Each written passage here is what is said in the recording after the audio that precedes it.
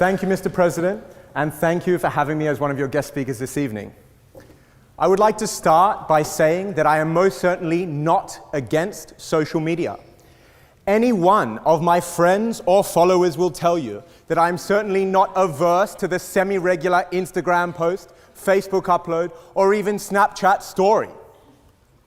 Perhaps even more importantly, as an Australian student, social media allows me to effortlessly stay in contact with my friends and family around the world.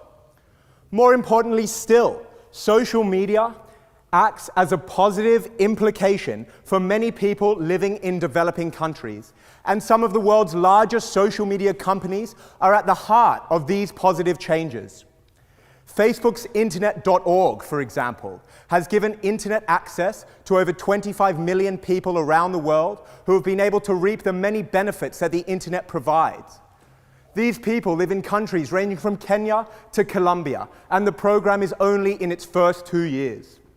Social media gives a voice to the people. It allows us to fight for what we believe in. It keeps people safe. And it allows us to create a movement in the name of what we think is right. But the fact of the matter is that the motion put before the House tonight is not about the benefits of social media. It is not about whether or not the internet is good or bad. The motion put before us tonight is about the impact that social media can have on our interactions, on our relationships, and on each and every one of our lives on a deeply personal level. As a society, we are constantly feeling the need to be seen by massive amounts of people. We are growing more and more dependent on instant gratification.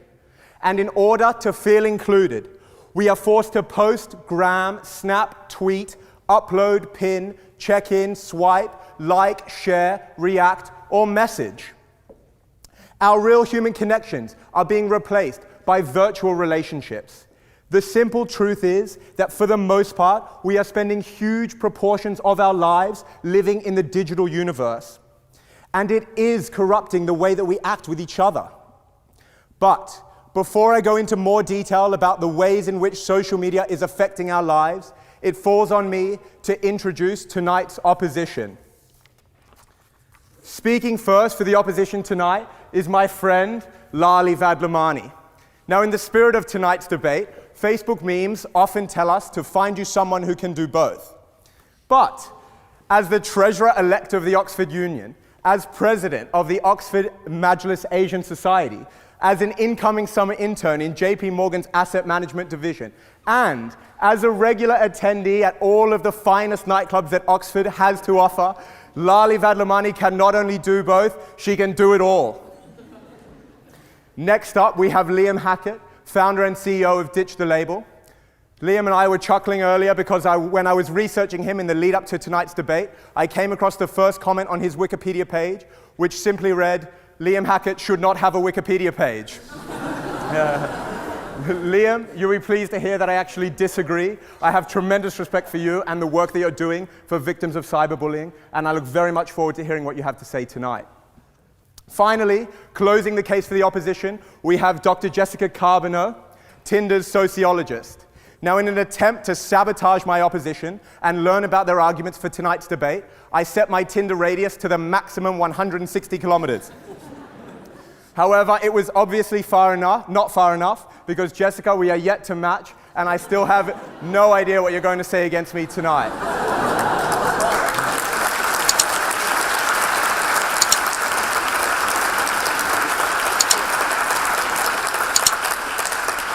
Mr. President, these are your speakers, and they are most welcome.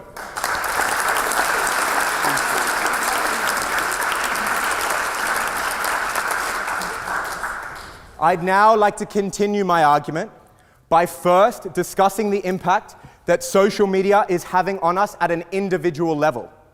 Because if we can agree that social media is affecting us as individuals and changing the way that we behave, it follows that social media is affecting the way we interact with each other.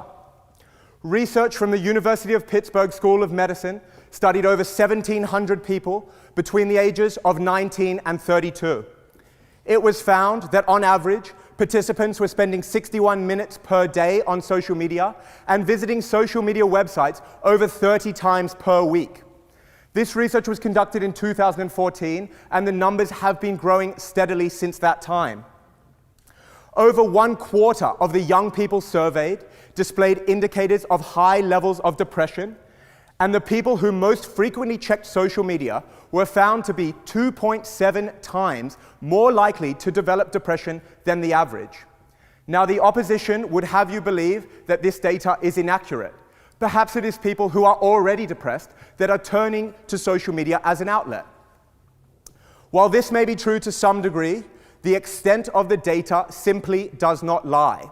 Social media is causing depression for a lot of people. And of course, that depression is affecting the way that we interact with each other in the physical world.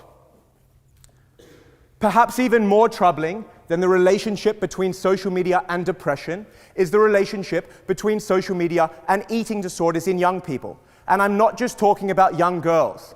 Eating disorders today are affecting people of all genders, of all races, and from all socioeconomic backgrounds, and in some cases of all ages as well. The rise of pro-anorexia and pro-bulimia communities, coupled with advancements in social media algorithms, now means that these troubling communities have ways of reaching people who aren't even necessarily searching for them in the first instance. As someone whose immediate family has been directly affected by the ravages of an eating disorder, I can tell you that social media does have a part to play. Platforms like Facebook, Instagram, and Tumblr are giving young people distorted images of how their bodies should look, and oftentimes the result is a serious mental illness that has far-reaching implications on loving families and loving friendships. The mere fact that Facebook and Instagram have simple methods for reporting self-harming and suicidal content is respectable, but it is also a chilling indictment of the extent of this problem. So if we take a step back and examine the questions that we have looked at so far, why is social media causing depression? Why is social media causing eating disorders? The answer is one that I think we all inherently know. By being constantly presented with highly idealized views of our peers, social media elicits feelings of envy and feelings of inadequacy by instilling us with the often false belief that other people are living more successful or more fulfilling lives. Social media is not evil, but it can very well be dishonest. It presents us with a standard that is unrealistic, a reality that is unreliable, and a world which has been filtered and altered for the benefit of another person or group, and that is the very essence of corruption. Not only is social media corrupting the way that we behave as individuals in our own lives, it is also changing the way that we act as a society and the ways that we interact with our political leaders. In the recent US election, Facebook's I Voted function generated 340,000 extra votes. While it hasn't yet been determined whether these were in favor of Republicans or in favor of Democrats, the implications on our freedom of thought are worryingly clear. To give you a perhaps more serious example, in Facebook's recent fake news scandal, Facebook employees were accused by Gizmodo and other journalists of choosing the articles that appear as trending on our news feeds, based on their own political beliefs. This alteration of information, this filtering of our realities, is once again at the very heart of what corruption really is. But the issue goes deeper than any one scandal. Social media is giving massive followings to people who are popular rather than people who are professional.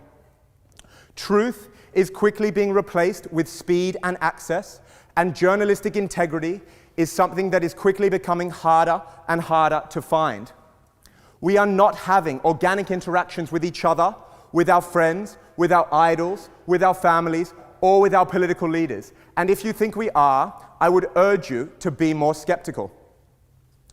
In summary, my message is simple. We need not condemn social media, but to be aware of the fact that it is corrupting our interactions. So tonight, I say to you all, it's time to stop stalking and start talking. And sometimes you can learn more by looking someone in the eye than you can from looking at their social media profile. Proud to propose. Thank you.